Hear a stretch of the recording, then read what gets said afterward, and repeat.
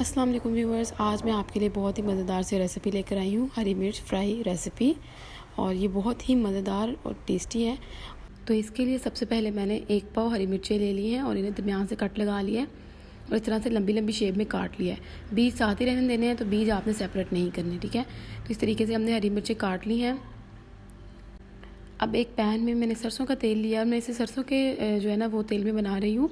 तो मैंने 1/4 कप इसमें सरसों का तेल लिया है और इसको हमने इतना गर्म करना है कि इसके धुएँ निकलने शुरू हो जाएं। आप कोई और दूसरा ऑयल भी लेके इसमें बना सकते हैं, लेकिन सरसों के तेल में इसका बहुत ही ज़्यादा अच्छा टेस्ट आएगा, ठीक है। अब इसके अंदर हम मसाले ऐड करेंगे। तो 1 टीस्पून कलवंजी, 1 टीस्पून ज़ीरा और 1 टीस्पून मेथरे इसके अंदर डाले हैं। तो इसको आपने सिर्फ 1 से 2 मिनट के लिए हीट देनी है। अब इसके अंदर मैंने मिर्चें जो काटी थी वो ऐड कर दी हैं और इन मिर्चों को हम फ्राई कर लेंगे 2 से 3 मिनट के लिए। जी व्यूअर्स, तो अब हम इन मिर्चों को 2 से 3 मिनट के लिए फ्राई कर लेंगे अच्छे से।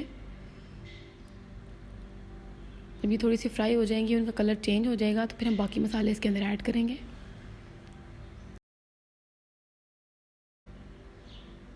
ये देखिए, इसका कलर चेंज होना शुरू हो चुका है। अब हम इसमें बाकी मसाले ऐड करेंगे। इसमें 1 टेबलस्पून सौंफ, 1 टेबलस्पून भर के सूखा धनिया, हाफ़ टी स्पून हल्दी, हाफ़ टी स्पून सॉल्ट, या सॉल्ट आप अपनी मर्ज़ी से ले सकते हैं, और हाफ़ टी स्पून इसमें सुरख मिर्च आएगी। अब इन सब मसालों को अच्छी तरह से मिक्स कर लेंगे और अब मज़ीद 5 मिनट के लिए पका लेंगे।